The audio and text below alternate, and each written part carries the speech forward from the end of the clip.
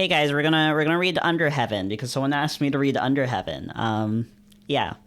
The following game contains explicit sexual content and is intended for an adult audience only, not for puppies.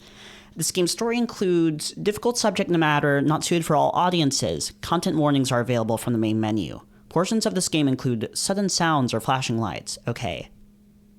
Right, rest in peace if you have epilepsy. If you have epilepsy, don't watch this. These effects can be reduced in intensity in the settings menu. The use of audio is recommended. There better not be audio jump scares, or I'm going to... I don't know, I'm going to do something. Do you wish to reduce the intensity of lights and sounds? This can be changed in settings. Like... I feel like I would, but if the artistic vision is having intense light and sounds, then I guess I won't, right?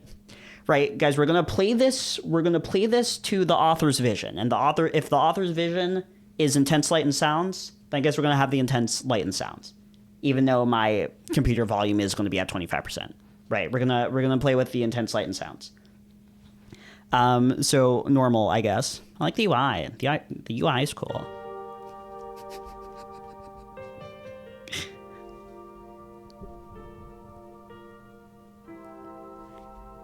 Oh, we have a custom cursor, guys. Right, I can leave the cursor on screen because the cursor's diegetic.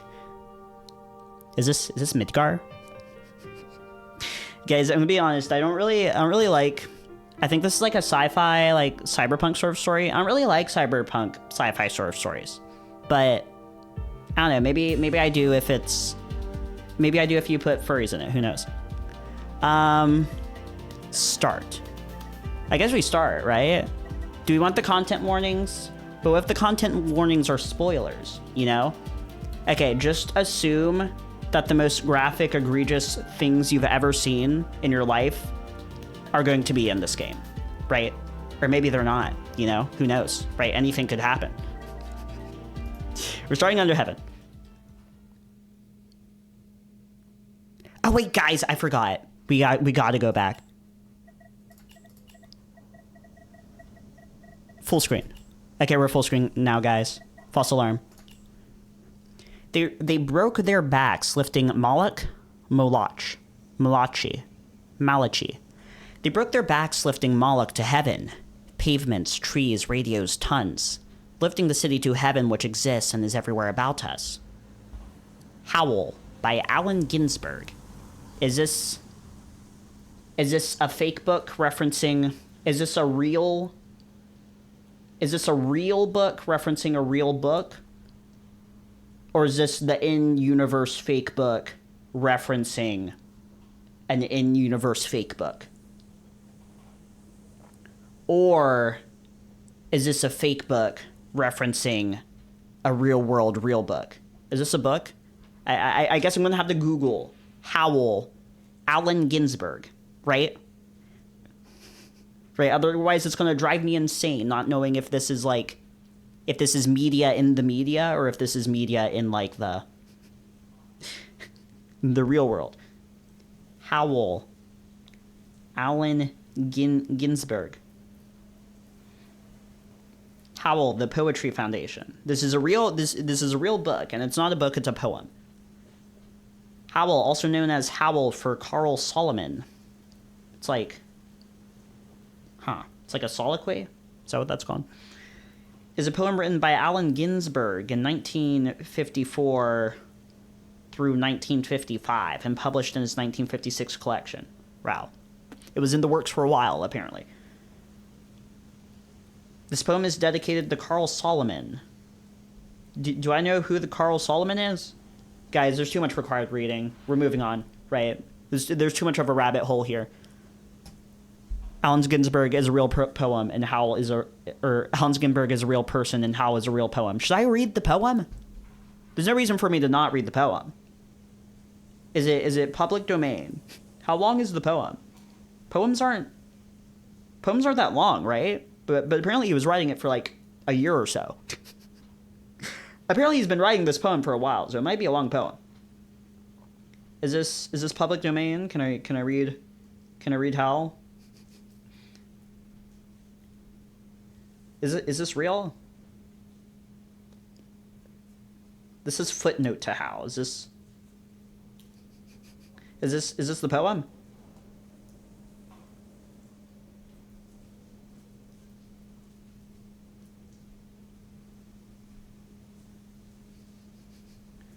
Full poem.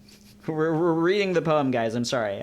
I know you're here for Under Heaven, but it immediately referenced a piece of real life media. So now I have to do that now, right? It's required reading.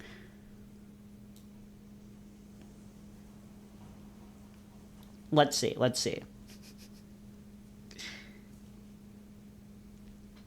Is this the poem? This is a pretty long poem. Guys, I don't know if I can read all this.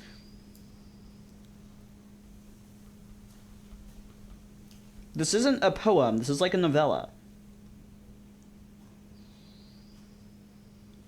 Who's Moloch? Carl Solomon. Who's Carl Solomon?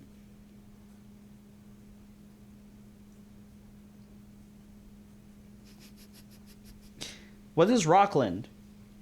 Who is Moloch?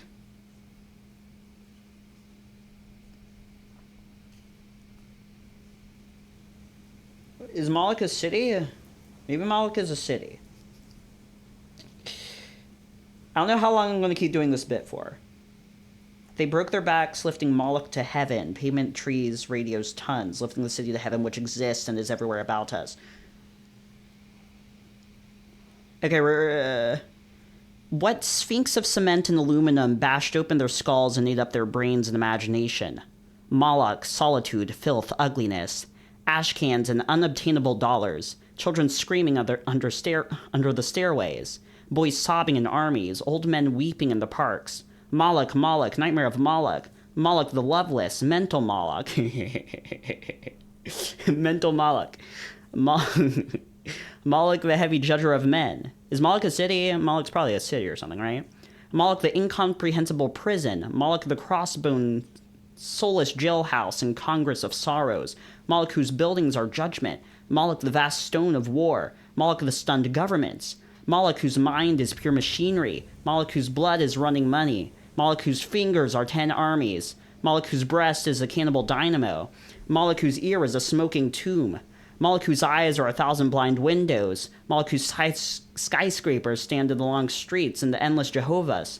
Moloch whose factories dream and croak in the fog. Moloch whose smokestacks and antennae crown the cities. Moloch whose Moloch whose love is endless oil and stone. Moloch whose soul is electricity and banks. Moloch whose poverty is the specter of genius. Moloch whose fate is a cloud of sexless hydrogen. What the? Moloch whose name is the mind. Moloch in whom I sit lonely. Moloch in whom I dream angels. In whom I dream angels. Capital angels. Crazy in Moloch. This sounds like cocksucker in Moloch. Lack love and manless in Moloch. Moloch who entered my soul early. Moloch in whom I am conscious without a body. Moloch who frightened me out of my natural ecstasy. Moloch whom I abandon. Wake up in Moloch. Light streaming out of the sky. Moloch, Moloch. Robot apartments, invisible suburbs, skeleton treasuries, blind capitals, demonic industries, spectral nations, invincible madhouses, granite cocks? Huh? Actually, this poem is required reading. I don't know what Under Heaven is about, but I guarantee you this is required reading, right? If you read Under Heaven without reading whatever the heck this poem is first, you're doing it wrong. I'm sorry. Right? I hate to tell you, you're doing it wrong. I hate to tell you, you're supposed to read Echo Route 65 before you Echo. You're not. You're not supposed to do that. But you are supposed to read, what's this poem called? Howl? I'm only reading the second part. This poem has like 3 parts. I'm only reading the second part because that's the Moloch part, and that was the part referenced at the beginning of Under Heaven. Where was I? Invincible madhouses, granite cocks, monstrous bombs. They broke their backs lifting Moloch to heaven. Pavements, trees, radios, tons. Lifting the city to heaven which exists and is everywhere about us. Visions, omens, hallucinations, miracles, ecstasies gone down the American River. Dreams, adorations, illuminations, religions. The whole boatload of sensitive bullshit. Breakthroughs over the river. Flips and crucifixions gone down the flood. Highs, epiphanies, despairs. 10 years animal screams and suicides. Minds, new loves, mad generation. Down of the rock of time. Real holy laughter in the river. They saw it all. The wild eyes, the holy yells. They bade farewell. They jumped off the roof to solitude, waving, carrying flowers, down to the river, into the street. That's the end of movement 2. That's not a stanza, right? Anyway, I don't know what to do with this information. Moving on. The sun got turned off a couple of hours ago. Huh? The corner stores... guys, I hate Cyberpunk. I'm just kidding, I don't hate Cyberpunk. The sun got turned off a couple of hours ago. The corner stores and bars are still casting colored light out onto the rain-slick asphalt beneath my feet. Is this... Who's this character? Who's speaking? The text feels really long, right? I feel like I have to, turn my head to read all the text. None of the few stragglers heading home would remember me if they glimpsed me. I avoid them anyway. I'm headed away from those lights and the people walking within them. I keep my head low as a bus leaves from the stop nearby. A lone passenger leans against a window near the back, ragged and exhausted. Soon enough, I'm down to just the streetlights. My feet hurt, the weight of my backpack rubs uncomfortably against my sodden clothes, and I haven't been able to shake this cold for the last few weeks. It's hard to clear my throat without bringing on a full coughing fit. I endure each discomfort unfeelingly. None of them matter. My memories of this place by daylight bear little resemblance to the looming shapes of the distant boarded-up warehouses. At first I struggle to navigate the darkened streets. But my feet know the way better than I do. I find myself standing at the destination I scouted out earlier. Jonah and Sons. Not the most descriptive name. I guess it used to be a machining or repair shop, from what little I could glimpse through the window during the day. I glance up and glance down the street and notice a stray headlight in the distance. I pause, alert. It brightens, but then extinguishes as the truck turns away. The bars are too distant to hear. Now. Rainfall on the dilapidated roofs muffles. Rainfall on the dilapidated roofs muffle the sounds of the city. I breathe in and let the moment fill me. If it weren't for the occasional distant traffic, I could imagine myself the last person alive. Something empowering in that, something freeing, like I could step from the asphalt and fly. And finally, I'm finally truly alone. Obviously, you're not the last person on Earth, because someone's paying the power bill, okay? Someone's paying the power bill here. That feeling, I draw it out, that's what I need. This is what it takes. This is what it takes to set things right. My thoughts cast back to the bus riders and the scattered late-night stragglers. I quietly wish them well, and I turn towards the nearest building. My weight on the chain-link fence stings my fingers. I climb slowly, carefully testing each foothold on the rain-slick metal. Urban Exploration Simulator? GeoWizard Simulator? Near the top, I cling to the fence with my left hand, fishing in my pocket with my right. The barbed wire is thin, and even one-handed, I'm able to awkwardly snip through it with a wire cutter. Once the barbed wire is cut, I carefully grab it with the wire cutter and peel it aside to make a large enough gap for me to cross over. Maybe it's pointless to care about cuts and scrapes, considering everything. Maybe I'm being selfish, but I don't want to be hurt. I don't think that's selfish, right?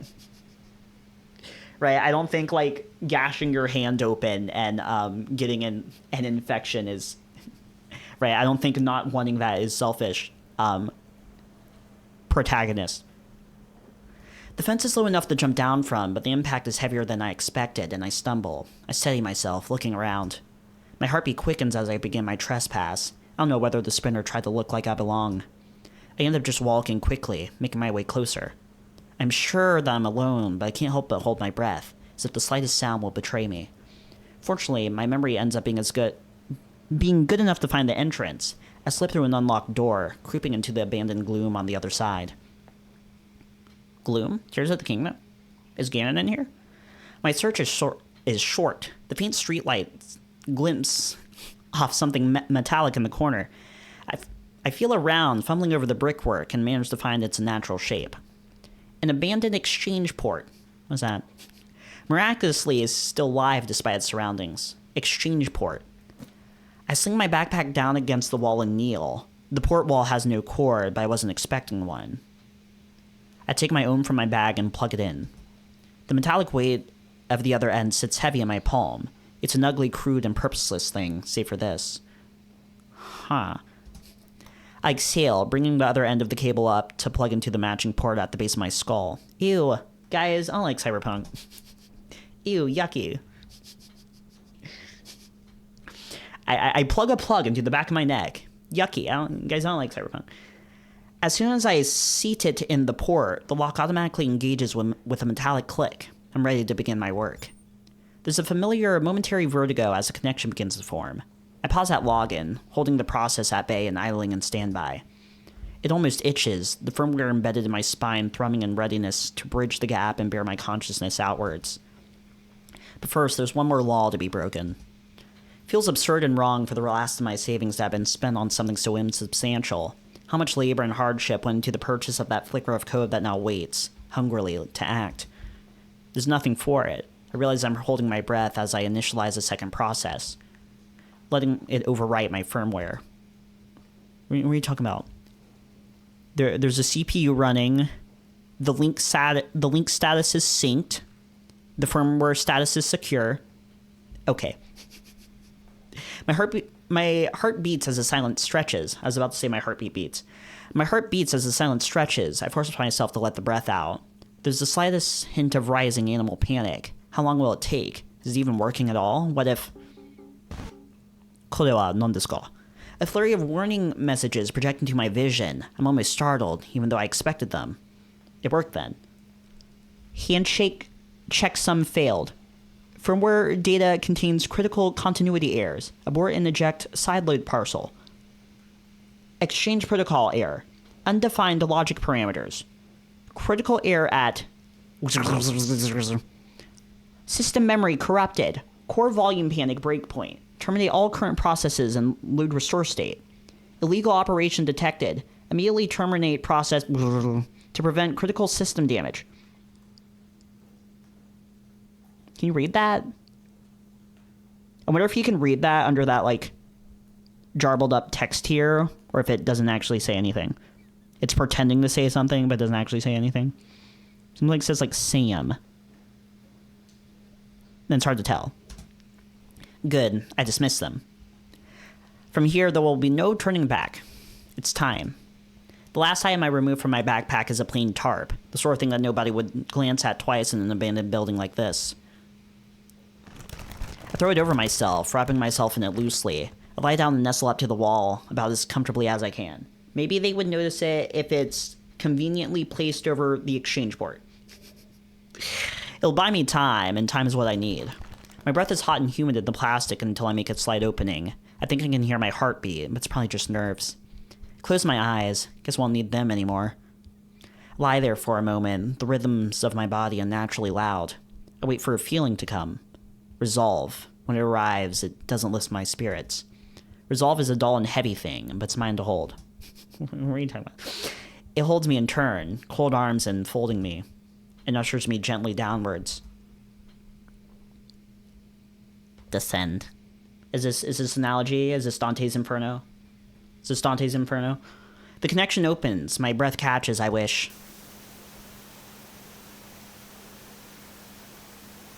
Under heaven. Is that circle is meant to be like the earth? The sun? Yellow circle is the sun? It looks like there's little knobs and certain like keyboards. Part 1, the underworld. Oh, I guess it is. I guess it is a metaphor. I suppose it is an analogy. 2 years later? Huh. I wonder how long it's going to take before that first scene makes sense. I've never held a dandelion in my hands. I know about them. Records exist. I've seen pictures from the surface. I could describe their structure and color conversationally. Once, on a whim, I dove deeper into the archives and filled the taxonomic tree of life to try to understand them down to their tissue, the cell, the molecule. Guys, I hate flowers. I'm just kidding. I'm not going to go on a flower rant. But I never held a dandelion in my hands. There exists an essence and experience forever beyond my reach. Guys, I'm just kidding. I don't hate flowers. Okay? I don't hate flowers. Then again, maybe the truth of a dandelion is just as far from the limited reach of senses as I am from holding a dandelion. Maybe there's something deeper and truer there that escaped the people who lived on the surface, just as surely as it now escapes me. Who lived on the surface. They used to live on the surface. Under heaven. So are they like underground? They're not just like under a dome, they're under the ground itself? Or the surface? Huh. Just as surely as it now escapes me. Maybe I flatter myself to imagine I could ever grasp it, that I could ever form some true connection with it, could know it through the heritage between it and the thought form that I've conjured and given substance in my hand. It, like everything else in the simulation, is not real, but it is mine. My thumb strokes over the yellow head, feeling its softness as it bends. Look at the cartilage. At my touch, the blossom progresses to seed. It's strange to imagine weeding out such a beautiful flower, but that experience, too, is lost.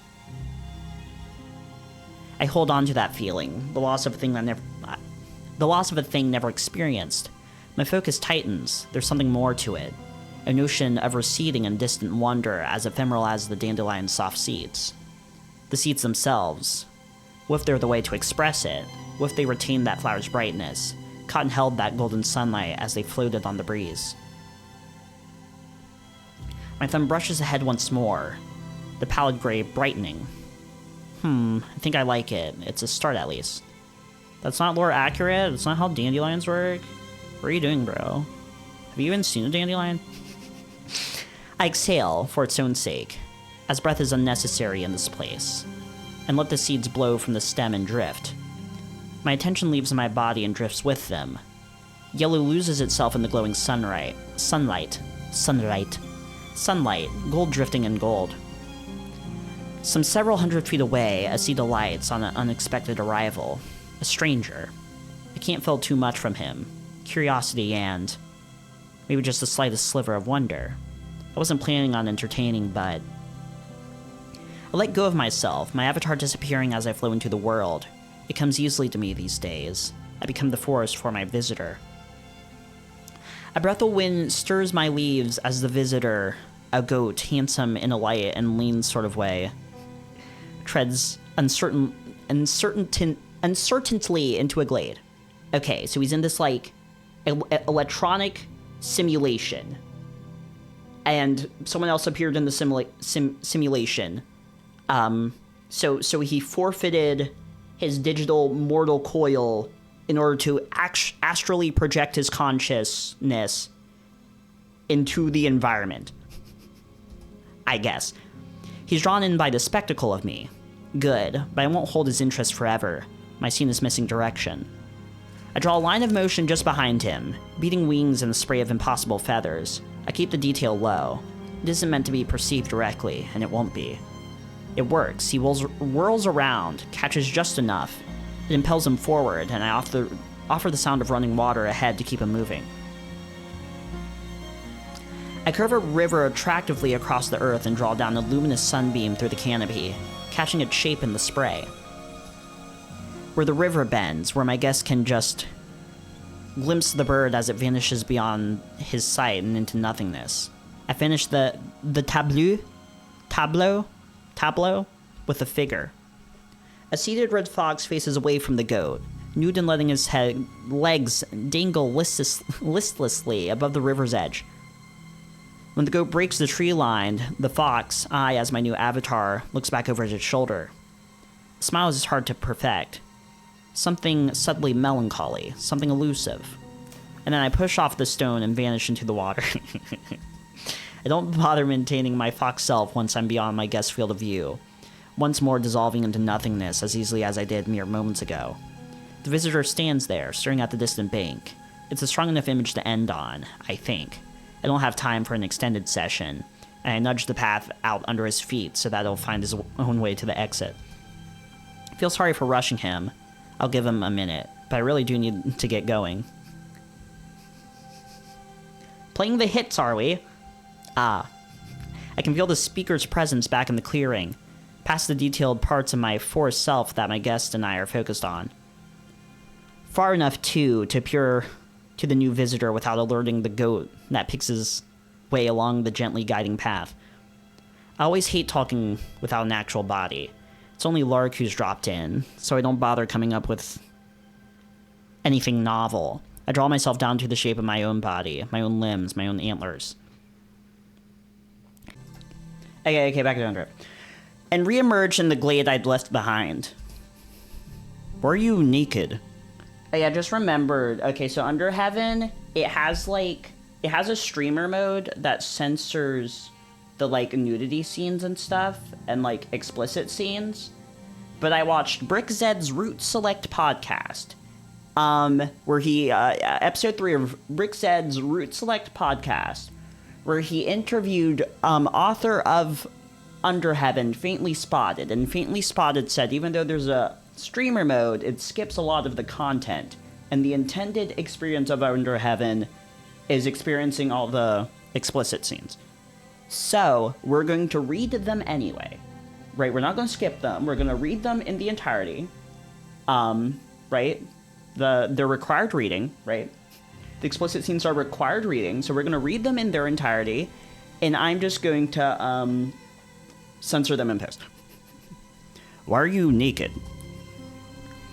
You started it with the fox. Am I not following your artistic vision? You know, a heartbreaking Edenic beauty, a certain naturalistic and innocent sexual undertone, that sort of thing. Edenic? What is Edenic? Edenic. Oh, it's referential to the Garden of Eden. Okay. I'm sure your guest would have been into it, and you, if you'd give him the chance. Oh, so you're mocking me? Yes, but I wouldn't bother if I didn't think you were onto something. Who's this person? I sigh, rubbing my forehead. I know, it's shit. It isn't shit, but it isn't done. You're right, it's not. I keep going back and forth. I start with the research, tweak things, try to sharpen it and capture a feeling more than a place, but every time I just end up feeling self-conscious and stupid about the whole thing. It's too indulgent. It's practically emotional pornography. Then I dial it back until I end up back where I started. Emotional pornography. Huh. That's a way of describing a thing. Well, look who's suddenly too good for pornography. You're right that you're being self-conscious, that's your problem. You're so self-conscious that you're afraid of any real glimpse of you being present in the work. You're trying to disappear. And without you, the work says nothing. So dialing it back is a mistake. If anything, you should fully commit to the changes from bare reality. Create what you actually want it to be, instead of what it is. So it's like when you made the dandelions into sunlight, I guess, I don't know. You're the one that was just making fun of my artistic vision. Because you haven't committed to one yet. You're trying to capture a feeling. Well, what feeling? What are we doing here? What do you actually want? I leave their question hanging in the air. There. This is... If I had a nickel for every non-binary cat character in a visual novel I've read, I'd have 2 nickels, but I leave their question hanging in the air. The distant susurration, okay, of insects unheard in living memory covers my silence. The reconstructed memory of sunlight, which I've never felt, warms my fur. I get a system message indicating that our unnamed guest has left my instance. I don't know. You will if you're willing to put in the work. Can't just snap your fingers and stun the world with your virtuosity that easily, Yeah, well, whatever. I need to get to work. Catch you later. See you around. Lark. Lark's weird. Who's Lark? Is that like his art teacher or something? Who's Lark? But only a thought, the instance is closed and I begin disconnecting from the exchange. There's always that moment of vertigo, not even darkness, but nothingness. The space between avatars and bodies, between perception and reality. Not even darkness, but nothing. Darker yet. Darker. Not even darkness, but nothing. Well, all darkness is the absence of light. So if there's no light, then it's probably just dark. It's probably just dark. Space between avatars and bodies, between perception and reality. Sometimes it's oppressive, sometimes it's almost cozy. Sometimes I worry that something went wrong and wonder whether I might drift unfeeling in that void until the end of time. Today I pay it no mind as I mull over Lark's words.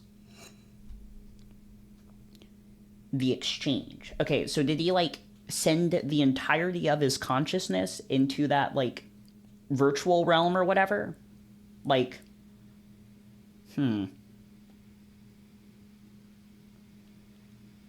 That's weird. That's weird. How do you do that? Huh. That's weird. And then I'm lying in my room, conscious of the cable at the base of my head disengaging its locks for manual ejection. I rolled my shoulders to work out the stiffness from lying still for so long. Even though I wasn't using them, the Gen 2 implants running down my spine always get uncomfortable when I'm on my back for too long. Getting up will probably be sore. Yep. I wince as I turn to sit on my bed, hunching forwards a bit to stretch my back out. I reach up and unplug the exchange cable before rising to my feet. My uniform's draped over some hangers. Work didn't pay for it, but at least it's pretty simple. Just a plain utilitarian jumpsuit with holes along the back to fit my Gen 2 ports. Gen 2 ports. And of course, my badge and the card holder in the front. Huh. Clean Right Sanitation and Janitorial Services. Julian Halford. Okay, this character has a last name. This character can't be named Julian Underheaven. I keep wanting to say Underhaven for some reason. But I guess if you think about it, heaven and haven are probably just the same word. Just some people started, like, pronouncing it slightly differently, and they gained different connotations over time. Underhaven. Haven. A drone operations technician. Not the most glamorous work, but being able to control enough drones to replace a whole set of janitors pays enough to get by. Huh. Lark's words are still rolling around in my head as I pull the uniform on. They're right, or at least gesturing towards something right, and it irks me. What am I really doing in that instance anyway? I don't know. Maybe I should just double down on it being indulgent and pleasant and all that, but it feels like a waste. The ability to shape reality within the exchange. God knows how many hours of research on the world outside, and the best I can do is fuck around with lighting and colors? Come on. Unhappy refrain. Anyways, it's not the kind of problem I'm going to solve in the next 5 minutes. Weird. Huh. So it's like... he's like a three-dimensional artist. He's like an artist, like a god, essentially. Right? He's like an artist, but like an entire universe, an entire field of sensation is his canvas rather than just like a paper. But I mean, isn't that what like video games are though? Aren't like video games just kind of like, you know, three-dimensional simulated universes? I guess you don't like feel and like smell the video game. I mean, you can like see it and hear it at least, I guess. Especially with like VR. Especially with VR. I exit my room, glancing down the hall to Lark's door. Closed, of course, and I imagine they'll be getting up to more interesting things than I will at work. Oh well. Take the stairs down to the first floor and head towards the kitchen. Who's this guy? I end up running into Alex, right? If I had a nickel for every visual novel I decided to read, where one of the characters is named Alex, and they have white fur, I'd have 3 nickels. I'd have 3 nickels. And that's not a lot of nickels. But, grabbing some leftovers from the fridge. Oh hey, you about to head out? Yeah, just grabbing some coffee first. Afternoon shift today? Yup. Guys, I don't know how many unique voices I can have. There's a lot of there's a lot of characters. I guess there's only 3 so far. But a lot of them seem like side characters, I don't know. The oven clock reads a little after noon. A little after noon. I should be good on time. I scoop some grounds into the basket and start the coffee maker before noticing the odd silence, and I glance over at Alex again. He's leaning against the counter with his brow furrowed, staring at the floor like he's considering something. Something up? Oh, are you doing a short shift today? We're having folks over tonight, remember? Yeah, I tried to get today off, you know how it is. CleanRight doesn't let us trade shifts, not unless someone's sick. On the bright side, it's only 8 hours, a short shift. I won't exactly be on time, but things were probably going late, right? Oh yeah, for sure. I was just hoping you could help with, well, you know. Sorry, I don't know. What's up? Well, I don't know, man. Do you think Amir is going to be good for tonight? Right. I guess it's hard to say for sure, but he did seem open to it. Maybe he just wants to take his mind off things. Not hard to imagine why he would. For sure, and I mean, me too, obviously. I'm just worrying if he's going to be a problem. People are going to be showing up to have fun. Not really sure what to do if he ends up not being able to handle it. I think about it with a low hum, pouring the coffee into my thermos. Beamos. Thermos? Bemis? Thermos. Add a bit of sugar, no cream, and grab a protein bar from the pantry. I don't know, I worry about him too, but if he said he's up for it, I think we just have to trust him. I know. Well, anyway, I'm probably getting worked up over nothing. Guess I'll see you when I see you. Who's Amir? Yeah, I should get going. Catch you later. Later. Thermos in hand, I head for the front door. I step out into the glare of midday, waiting for my eyes to adjust. The sun's shining at the top of the solar column, shedding bright white light. It's not... Wait. Is sunlight supposed to be white? I don't know, I guess it just sort of depends on the time of day, right? Just a massive fluorescent light. Like, it's a little bit yellow. The light's a little bit yellow. Well, I don't know. Because the sunlight is pure white, right? But then just, like, our atmosphere makes it a little bit yellow. But if you look at pictures of the sun, it's clearly, like, yellow and orange. I guess that's the surface of the sun. That's not the light. It's, like, cascading out.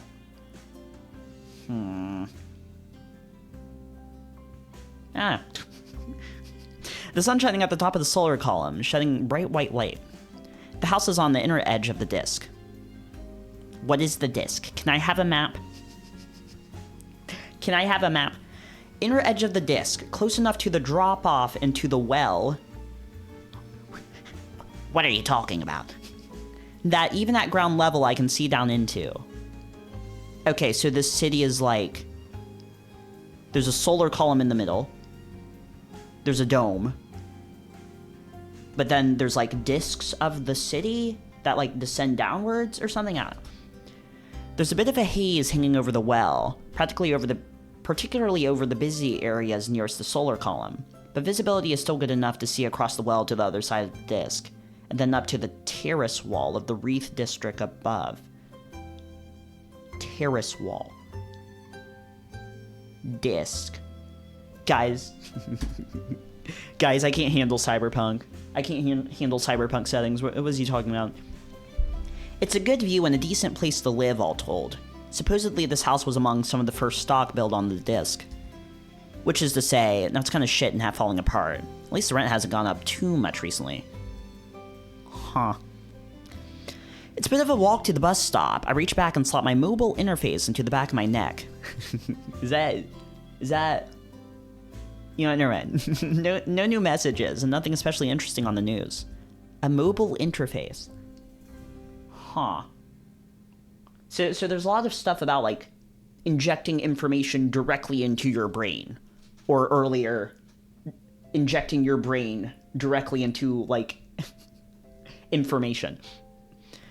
There's some rain scheduled later. I hope Alex remembers to bring his bike in. He always complains about the detergent in the rain not playing well with the bike's paint. There's detergent in the rain. Why? What kind of detergent? Like, to clean things? Are trees canon? Are there trees in under heaven?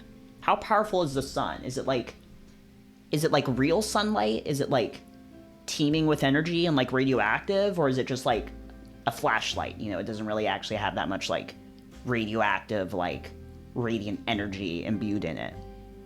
You know? Like, are we getting vitamin D from the sunlight, or is it like, right? Does this sunlight give you vitamin D? I guess sunlight doesn't give you vitamin D. It just helps your body, like, catalyze the production of vitamin D. I don't Anyway, why is there detergent in the rain? That can't be healthy. What's the water system look like? Are there aqueducts? There's a bit of time before the bus arrives. Without anything in particular to do, I just take the time to savor my coffee and protein bar. Mint, my favorite. It's all just a protein bar, but, you know, gotta enjoy the small things. You never know what tomorrow's gonna bring. Clean right some distance away. Neither my work nor the house are really on the more fashionable parts of the disc. I'm heading to a pretty out-of-the-way office park. I suppose there's a benefit to working a late shift in an older office. The bus isn't too crowded. Small things. I badge in without issue. The break room's on the way to the main office space, and it looks like Clyde's already partway through his shift. Who is Clyde? Is this another character? You had to voice another character. Must be a hell of a shift, judging by how disheveled the middle-aged wolf looks as he slowly slips on his water. He sees me coming, holding up a hand to wave as he swallows and sips the cup down. Sips the cup down. What is Clyde's voice? Okay, guys, I'm gonna have to start pulling out weird bad accents because I can't. Right, I'm gonna have to start pulling out weird accents to voice these characters. I've decided Clyde sounds like morning, afternoon. What time even is it? That's what he sounds like. I'm sorry. 1:30 or so. That bad, huh? Christ, Anita's still out on leave. Charlie's still sick. You know Russell just pretends not to hear it. I nervously glance out the break room door, but the leopard,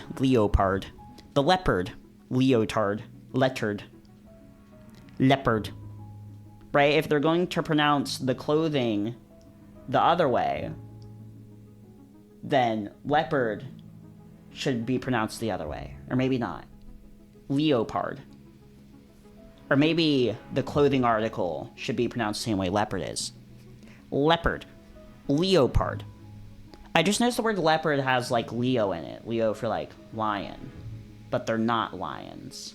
They're lion pards. But the leopard in question, our boss, is seated behind the glass walls of his office across the other end of the bullpen. Sure, but didn't we cancel those wedding cleanup contracts because we're short-handed and all? Clyde glances out the door, too, before turning back to me and hissing in a low voice.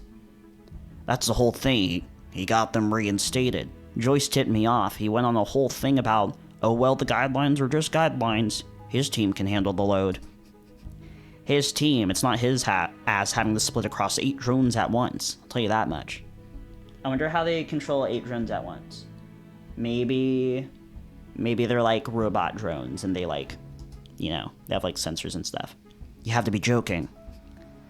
Wouldn't be much of a joke if I was. It's the same voice. I'm barely going to break even paying for the extra daycare hours. He heaves a deep sigh, taking another sip of water. But what can you do? No sense in wallowing in things that aren't going to change.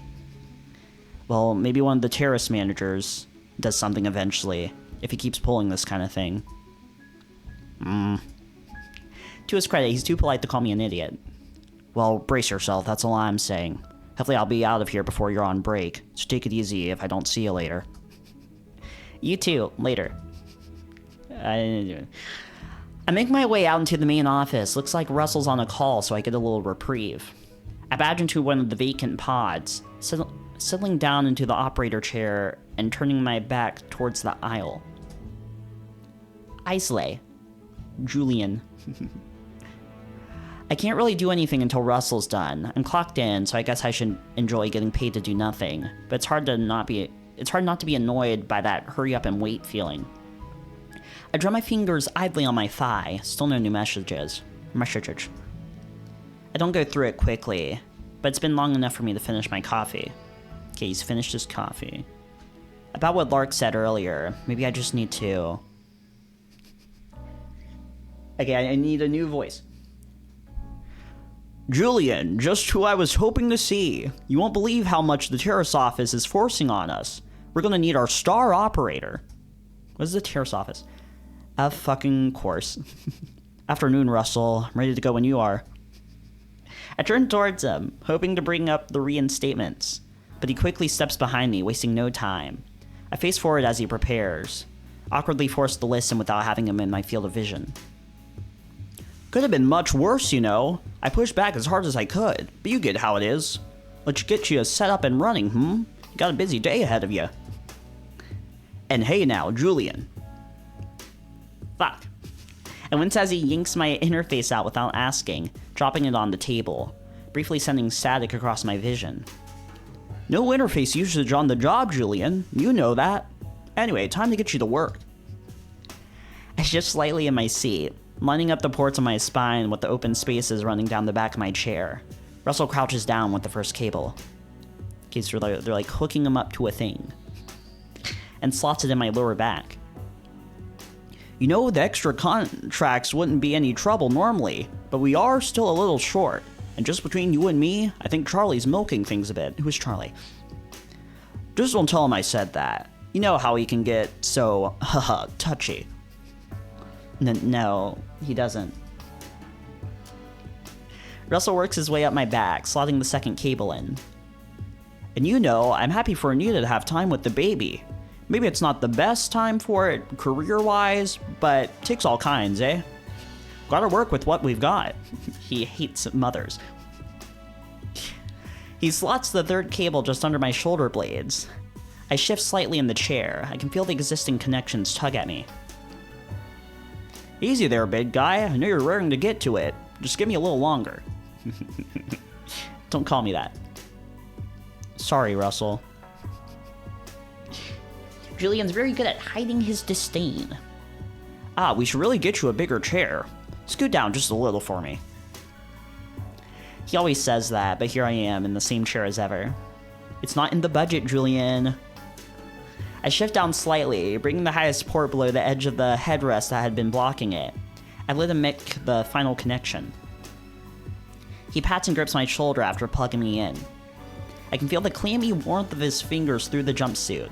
I keep my eyes forward, my expression blank. The clammy warmth of his fingers. Huh. Anyway, glad I don't have to worry about that sort of thing from you, Julian. You're rock solid. You're not like them. You're dependable. Let's get you in there. Sounds good, Russell. Yucky ceiling. He moves to the console. I blink. Slightly jolted by the boot up, then try to relax as the usual diagnostics run and single green one by one. With a nod to Russell, I initiate full system startup, the chair lowering so that I lie on my back. I look up at the low-hanging large tiles on the ceiling overhead. I stare at a small water stain and wait. All good to go. Good luck out there. I'm always so glad I can count on you, Julian. The machine I am connected to processes, computes, and takes the world away from me. Kore wa nan desu ka? Everything is stripped away. Rebuilding myself takes time. So I guess there are trees and stuff.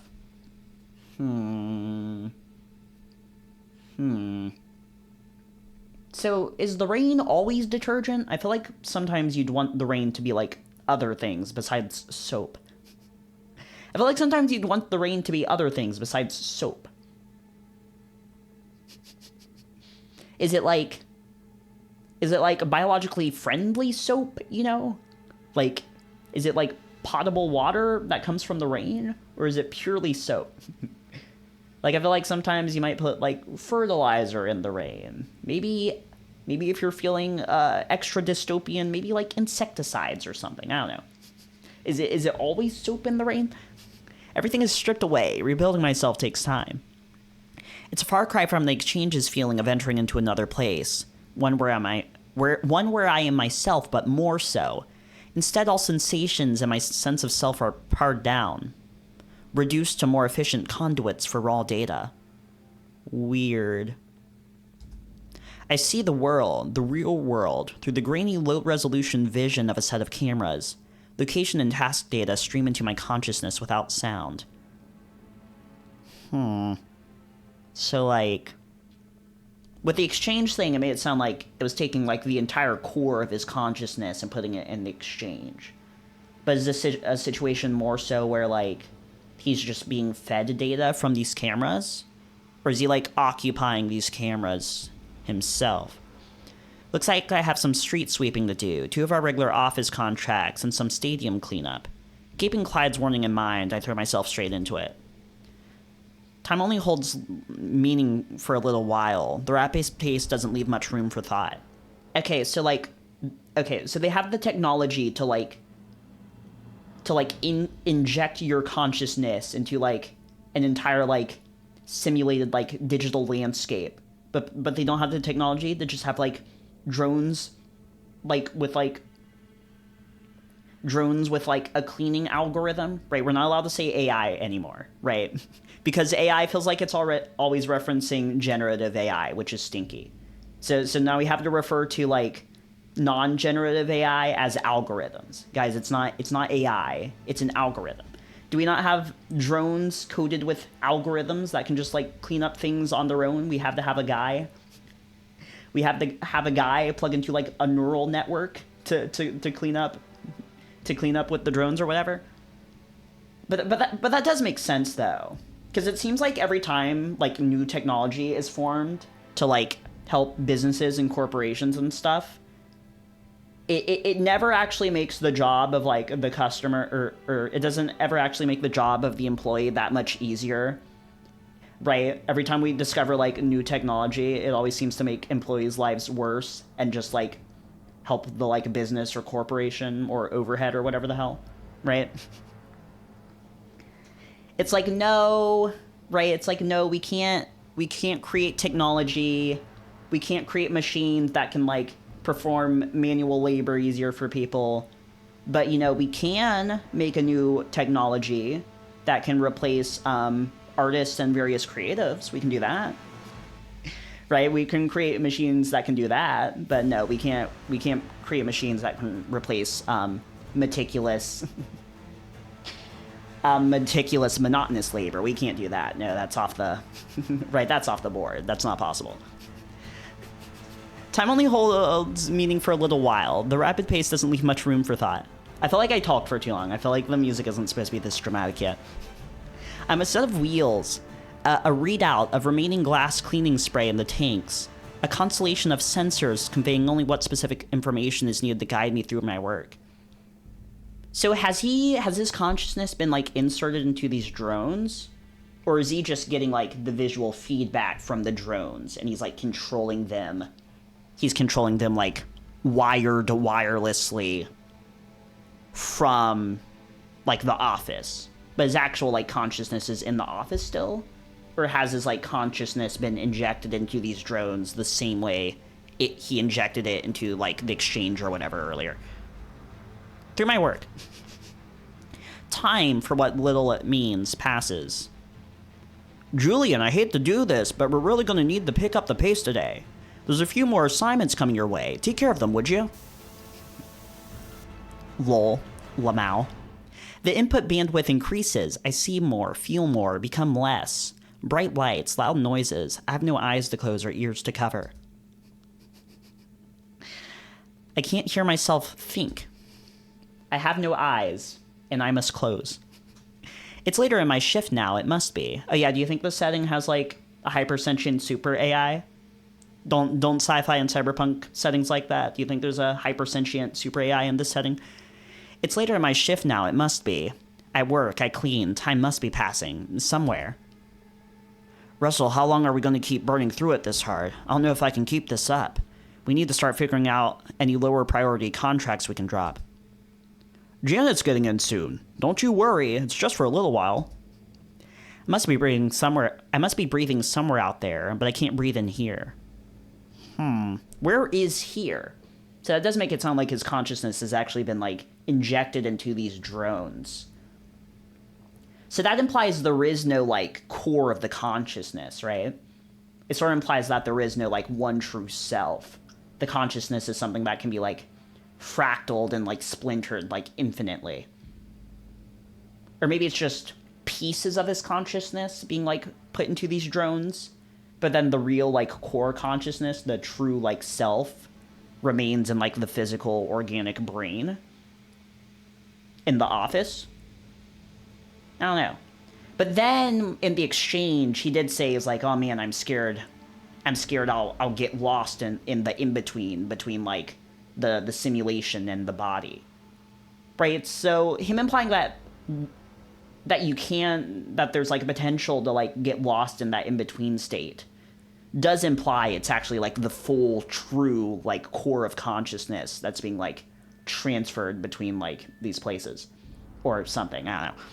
I must be breathing somewhere out there, but I can't breathe in here. Well, technically, breathing is like a subconscious action, unless it isn't. You are now conscious of your own breathing. You are now conscious of your own breathing. You're now conscious of your own breathing. Okay, but breathing is like a subconscious action. So theoretically, it doesn't matter where his consciousness is. The subconscious action of breathing is always going to take place. Just like the beating of the heart and, you know, various other functions like that. I must be breathing somewhere out there, but I can't breathe in here. Time must be passing, but I can't feel it. It has to be at least 4 hours into my shift, right? It has to be. I'm clinging to that thought when I feel the brush of contact as the line opens. Russell, I need to take my break. I'm dying out. So bad news time. It looks like Janet's out today. I'm sorry to hear that, but this isn't sustainable. And you know how the numbers are looking this month, so I'm really sorry for this one. It's just going to be one of those shifts. But I know you're a real trooper, Julian. You've got this. Russell, do not... The flow of information becomes a deluge. Deluge? I try to swim in it, but I am drowning. I'm washing away. There are no words, no thoughts, no self. See, guys, you need to automate this system. Why do you still have human workers, right? You just need to make an algorithm that tells drones how to clean. You inject, you insert the code, you insert the algorithm into the drones, and you just have the drones do the cleaning on their own without any human involvement whatsoever. It's not that hard. I'm just kidding. There are no words, no thoughts, no self. Why can't I breathe? Why can't? Why?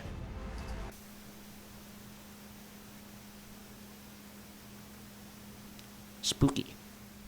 Guys, I don't like sci-fi. Guys, I don't like sci-fi. I don't like Cyberpunk. This stuff's hacked up. Not my fault he didn't take the appropriate safety measures. I can't reasonably be expected to predict. What's the quiet voice? Seriously? You're gonna throw him under the bus for not pulling the override? He's all but having a fucking seizure. And last time somebody actually punched out you. I simply don't feel having this discussion if you're gonna take that kind of tone. If you feel that we should have a post-mortem on the incident, the appropriate venue for that conversation is...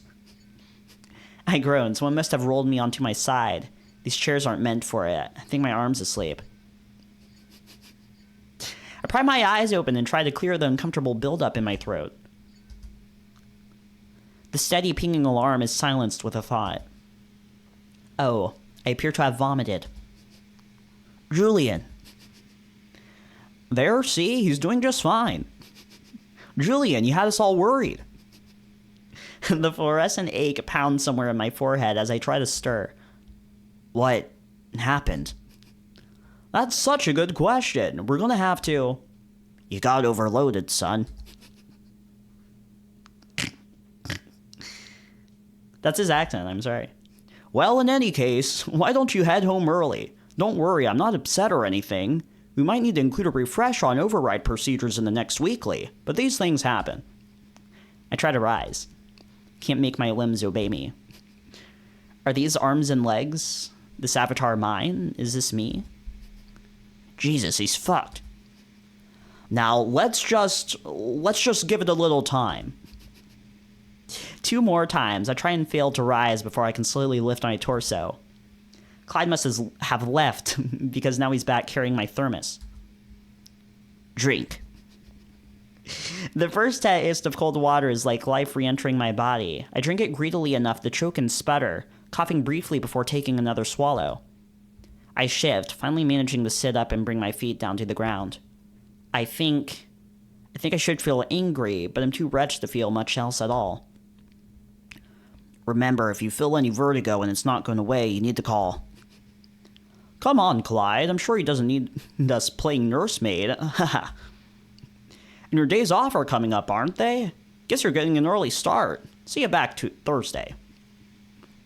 Is he expecting something? Words? Speech? I remember. I think I remember. Right. Thanks, Russell. I didn't want to say that. Why did I say that? Time drifts on the bus ride back. I drink from my thermos slowly. Small sips while my head spins. It's a struggle to sit upright, let alone stand again when the bus reaches my stop. The path keeps twisting under my feet as I walk home. Okay, so what, like, actually happened to him? He got overloaded. So, like, with information? Okay, so it's not that his consciousness was being... Okay, because him being overloaded, that implies that he was receiving too much information. So it's not that his, like, consciousness was being, like fractaled into these, like, cleaning drones. It's that the feeds from the cleaning drones were being channeled into his consciousness. And eventually he received too much information to the point where he just, like, passed out. Like, his literal, like, brain, his, like, central nervous system was, like, overwhelmed from all the, like, information and feedback. The path keeps twisting under my feet as I walk home. When I finally make it back, I'm not going to say it's the most glad I've ever been to see home, but it's up there. Guys, there's another character I have the voice. Amir's watching something in the living room when I come in. He looks up when I enter, then double takes. Guys, someone's going to have to be British. Amir's British. Hey, what? Jesus, you look awful. Is that British? Vaguely European. Feel worse. What's happened?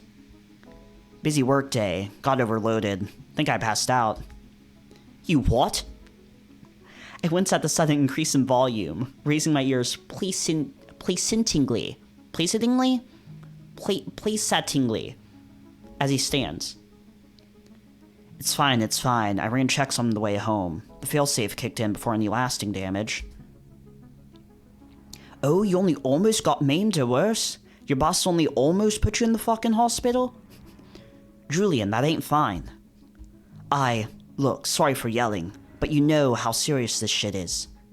You don't want to end up the same as me. The second they break you, they'll throw you away and slot a new pod in the machine right where you were. They'll replace you before the next shift. And good fucking luck getting what they're supposed to owe you when they do. Come on, Julian, don't make my mistakes, please. I wince a little at his raised voice, but he's right. Okay, this is the part where you would get a different job. But the issue probably is that there aren't other better jobs, and this is the best job. Right. Right, chances are, if Julian's still working here, this is the best job. Maybe the best paying, maybe the most practical. Maybe all the other jobs suck in comparison. But, you know, it'd be like, get a different job. But, like, no, this is the best job. Also, like, is this a house with, like, a bunch of roommates? So, like, does, like, Amir live here? Lark lives here? And Alex lives here? Is that just how much, right? Is that just how many, like, roommates you need? Or is this, like, an apartment, like, shared living space, like, situation? I don't know. I went a little at his raised voice, but he's right. I know, look, it's been a long day. I'll be more careful next time. Hey, Amir, I wasn't trying to be insensitive about, you know, your... Don't, it's fine. If me getting stuck with the fucking burnt-out hunk of useless metal in my back is good for anything, maybe take it as a warning not to end up the same. At least that'd be something. A hunk of useless metal in his back. これは何ですか? Anyway, guessing it was that prick, right? What's his name? Rob? Russell. Yeah, it was him. Well, fuck him. You thinking about reporting him? I don't know, he must know where the bodies are buried or something. Management never wants to touch him. No, he's probably the most productive. He probably makes the most money. And I guess it's not like I have lasting damage to claim for. If I try to take it outside the company, it'll go nowhere. Amir looks like he wants to argue. I try to divert him. How's your claim going anyway? Isn't. Still got a couple caseworkers I'm supposed to keep harassing. Managed to make a full circuit of people telling me that it ain't their job, but I should bother some other guy. Heh. So which one always tells the truth and which one always lies? Well, the loan repayment messages for the Gen 2 out. Gen 2s always get here on time.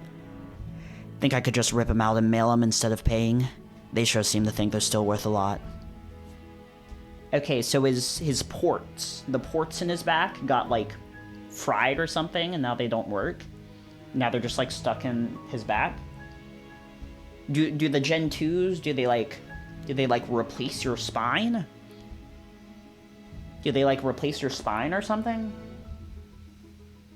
Huh. Is Mir, like, disabled? Can you, like, walk?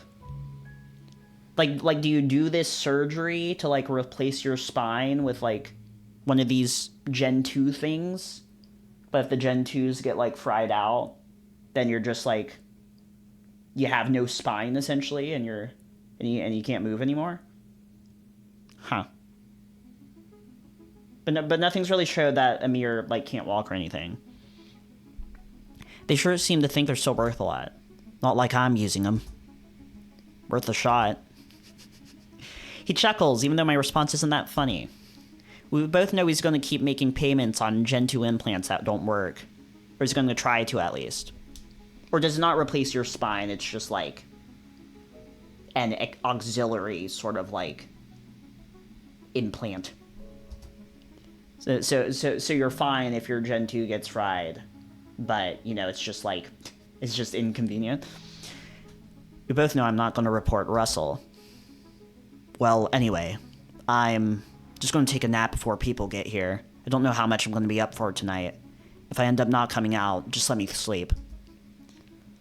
Yeah, you and me both. Get some rest. Guess I'll see you later, or not. Later. So that's guy Alex was talking about, like, if he was going to be up for whatever they're doing tonight or not. Exhaustion hits hard as soon as the door to my room closes behind me. I think about just crawling into bed in my work clothes, but it isn't worth it. My fingers feel slow and unwieldy as I strip. God, better than nearly burn out before a few days off, I guess. If I had been at the start of the week, if I had to work tomorrow, just the thought makes me feel like crying. I sit on the bed, blinking heavy and defeated. What's the joke people always make in this sort of situation? It's a living. No reaction. I guess it's not that funny. I crawl under the sheets on my side, like I've always slept since I got the Gen 2s. On your side, are you sharing a bed with someone? Like I've always slept since I got the Gen 2s. I guess it doesn't feel good to sleep on your back. My fists are clenching as I bring the blankets up to my chin. I have to force them to relax. So he's got these, like, Gen 2 implants. Does, like, everybody get them? I guess, like, only some people would get them, right? I imagine you'd only be able to get them if you can, like, afford them. But then that sort of, like, creates, like, a weird, like, job economy where it seems like only... There's some jobs that can only be performed by people who have the Gen 2 implants. And then other people, I guess they just don't do those. I don't know. What? And is there a Gen 1 implant? Is there a Gen 1 implant, or is Gen 1 just, like, normal animal biology? Is that Gen 1? And then Gen 2s are, like, the first, like, cybernetic upgrade?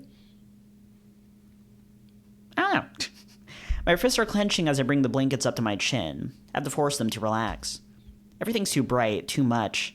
Light bothers me. I end up clutching a pillow over my head to block it out. Once I find that point of balance, my breathing slows. If I dream, I don't remember it. Okay, we're gonna end this episode of Under Heaven. We're gonna end this episode of Under Heaven here. We'll read more Under Heaven next time. Hopefully, there's not too many characters, and I don't have to keep making various voices for various guys. But that's Under Heaven, right, guys? And don't forget the required reading. I forget what the required reading is. Didn't I already do the required reading? I don't know. You gotta read the poem. Bye.